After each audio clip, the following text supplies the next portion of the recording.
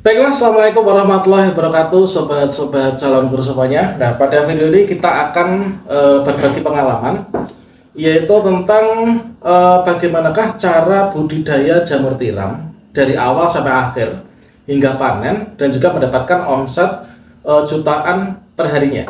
Nah, kebetulan pada kesempatan ini kita sudah mendatangkan salah satu kawan kita yang menjadi bidang tamu yang mungkin pada video-video sebelumnya ini pernah saya spill ya untuk dari perusahaan jamur yang diolah di rumahnya. Nah, di sini sekaligus juga untuk membantu menjawab pertanyaan dari teman-teman di kolom komentar pada video-video sebelumnya. Nanti kita akan kupas tuntas tentang pengalaman budidaya jamur tiram dari Mas Supri ini. Oke, baiklah teman-teman, bisa sekaligus kita membacakan komentar dan juga di sini nanti kita akan minta untuk dibantu jawab ya oleh kawan kita yaitu Mas Supri terkait tentang pengalaman beliau untuk memelihara jamur tiram mulai dari awal produksi sendiri, kemudian dipelihara sendiri, kemudian juga berikutnya dijual ya, ada yang dijual ke tengkulak atau mungkin juga langsung ke eceran di tetangga dan juga di pasar teman-teman. Oke, pertama-tama di sini kita coba sapa dulu. Halo Mas, selamat malam Mas Supri, gimana kabarnya? Selamat malam, kabar sehat, alhamdulillah. Ya, alhamdulillah untuk jamurnya sekarang produksinya sangat lancar-lancarnya ya. Ini kayaknya kalau misalkan kita survei di pasar itu harganya sangat bagus sekali nih ya. Ya, alhamdulillah untuk saat ini masih lancar. Iya. Kebutuhan pasar masih belum tercukupi. Iya, alhamdulillah. Dengan demikian kalau misalkan kebutuhan pasar belum tercukupi, itu masih sangat besar sekali peluang dari para pengusaha jamur untuk memproduksi jamur dengan jumlah yang lebih besar lagi gitu ya. Iya. Oh ya, di sini gini teman-teman, dari Mas Supri ini ada pertanyaan teman-teman di kolom komentar pada sebelumnya yang membahas tentang budidaya jamur tiram. Nah, di sini untuk yang pertama, jamur tiram itu langkah awal untuk membuatnya itu bahan bakunya itu apa teman? Kalau Mas Supri kan di sini membuat dari bahan baku barang mentah, dibuat log kemudian muncul jamurnya. Untuk bahan yang dimasukkan ke log itu apa saja itu?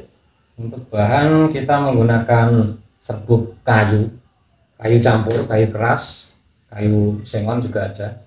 Intinya serbuk yang enggak bergetah. Oh gitu, berarti kalau misalkan mencarinya itu serbuknya itu di penggergajian ya? Ya. Di penggergajian itu kan biasanya orang menggergaji itu ada berbagai macam kayu nih. Ada kayu jati, kayu mauni, kayu sengon, kemudian kayu lain-lain. Nah itu untuk membedakannya itu bagaimana? Apakah dipilah-pilah oleh tukang gerajinya atau mungkin gimana? Ya, kalau itu nggak usah dipilah-pilah, langsung dicampur aja sama aja. Oh gitu. Jadi dari segala jenis serbuk gergaji itu sama saja tuh ya, berarti ya? Sama. Oh gitu. Untuk serbuk gergaji yang pertama, kemudian berikutnya apalagi bahannya, Mas? Bahan saya menggunakan katul. Oh, berarti serbuk gergaji, kemudian katul, terus Sama kapur. kapur yang dari ini, gamping ya? Ya, gamping dari pertanian juga ada. Terus apa lagi tuh bahan yang dimasukkan ke log itu? Ya, bisa dicampur lagi sama ada yang nambahin jagung. Ya seperti itu, jagung, intinya jagung ya sama katul lah. Oh gitu, berarti untuk gini, untuk perbandingan kita mau mencampur, misalkan mau membuat log sendiri nih, itu perbandingannya tuh bagaimana supaya nanti takarannya tuh bisa pas loh. Perbandingannya ya ibaratnya kita gunakan satu karung. Satu karung kita gunakan katul. Kalau katul full kita gunakan 3 kilo per satu karung pakan ayam itu. Kalau pakai jagung ya kita gunakan katul 2, jagung kadang setengah, kadang ya ada yang 1 kilo. Oh gitu, untuk jagungnya itu dibuat di slab jadi tepung ataukah masih bijian atau mungkin dipecah-pecah seperti makan burung puter itu? Kalau Udah. jagung kita seleb sampai lembut. Oh berarti Kayak- dibuat seperti apa ya, menjadi semacam Ya, tepung kayak gitu ya? tepung. Oh gitu. Berarti langkah pertama untuk pembuatan dari misalkan dari seluruh bahan-bahan ini tadi ya. Tadi kan kita sudah sebutkan untuk bahan-bahannya teman. Bahan-bahannya adalah ada serbuk gergaji, kemudian ada bekatul, kemudian ada serbuk jagung, kemudian ada kapur. Itu dicampurnya itu ketika campurnya itu apakah dikasih air ataukah dalam posisi kering gitu? Kalau itu dua variasi ya.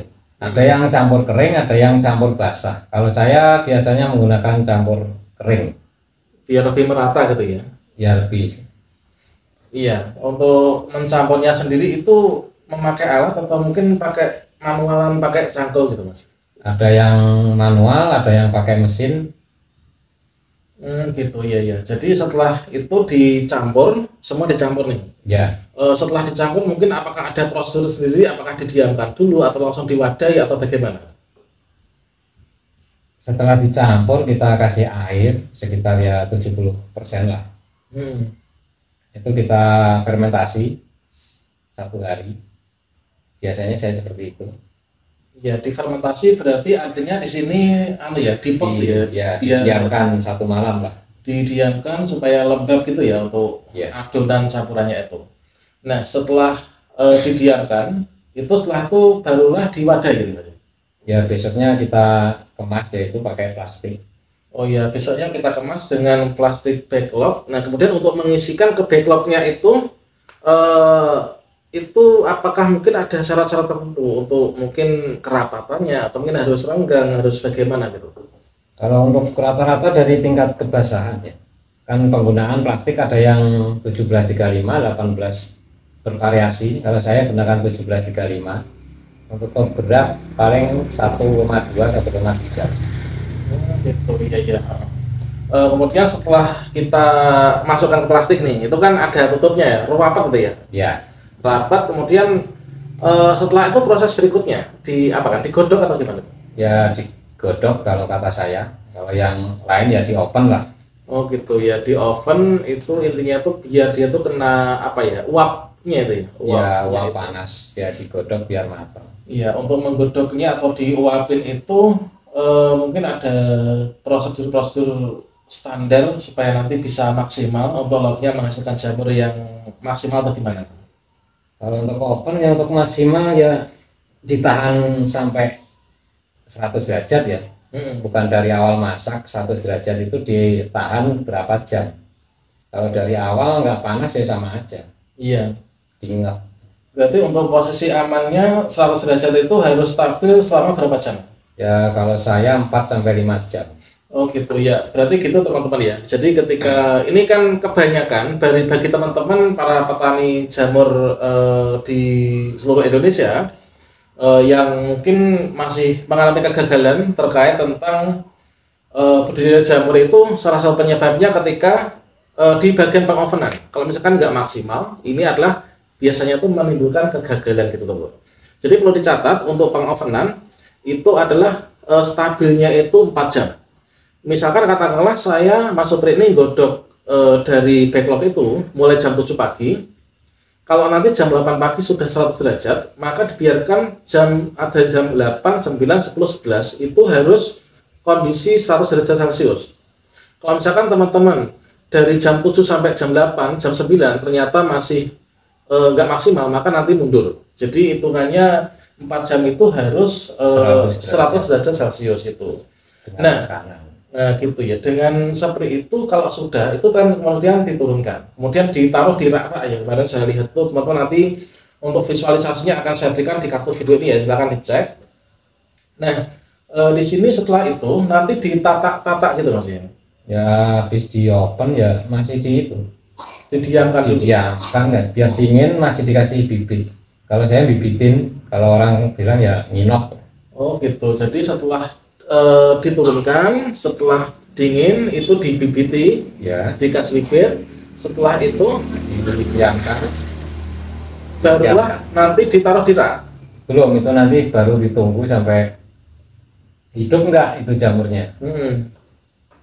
Kalau misalkan hidup ada tanda-tanda kehidupan barulah taruh rak. Ya, baru misil-misil jalan baru ditaruh. Iya, oke teman-teman, sudah jelas ya untuk proses awal sampai nanti siap kita memanen. Nah, setelah itu ketika jamur sudah ditaruh di rak nih, kita siap untuk memanen, itu kan setiap hari kadang bisa panen. Ya. Misalkan kita itu kalau 10.000 log itu biasanya per hari berapa maksimal? Kalau 10.000 ya bisa insya Allah 30 kiloan. Ya 30 kilo. Rata-rata. Nah itu teman-teman, prospek itu ya. Nah selanjutnya, terakhir adalah tentang perawatan. Nah, tentunya ketika sudah ditaruh di rak untuk persiapan pemanenan tiap hari, itu perawatan supaya bisa maksimal dan awet itu seperti apa? Untuk perawatan ya jaga kelembapan lah intinya, kelembapan kandang. Nanti kalau ada hama-hama ya disemprot pakai obat-obatan. Oh gitu. Untuk obatnya biasanya apa? Obat-obatan beli di toko pertanian banyak. Ya untuk jamur gitu ya. Ya, Selain itu nanti untuk menjaga kelembapan itu apakah langsung diguyurkan ke loknya, ke jamurnya, atau mungkin di tanah bawahnya? ke tanah boleh, ke loknya boleh, tergantung kondisi lok keras di mukanya apa tidak. Kalau keras solusinya? Keras ya biasanya dikerok baru disiram. Oh gitu ya. Itulah teman-teman. Jadi itu siap panen ya. Jadi setelah kita menanam jamur itu di backlog, nanti kita tinggal panen saja nih tiap hari. Nah, itu teman-teman, demikian mungkin untuk berbincang kita dengan Mas Supri, pengusaha jamur tiram di Kabupaten Ngawi. Nah, bagi teman-teman yang mungkin ingin sharing pengalaman, silakan kalian menghubungi email yang ada di channel ini. Nanti kita akan sambungkan ke beliau. Mungkin ingin bertukar pengalaman atau mungkin teman-teman ingin pesan backlog gitu ya. Kalau backlog tuh melayani Mas, kalau misalkan ada teman-teman yang pesan gitu ya. Melayani. Ya, untuk per bisinya berapa sekarang? Sekarang 2.200. Oh gitu, ya ya itu teman-teman. Jadi mungkin untuk tentang berbagi pengalaman dengan pengusaha jamur tiram, mungkin sampai sini dulu. Nanti kita akan sambung pada video berikutnya. Terima kasih Mas Supri telah berbagi kepada rekan-rekan kita pemirsa. Demikian, wassalamualaikum warahmatullahi wabarakatuh.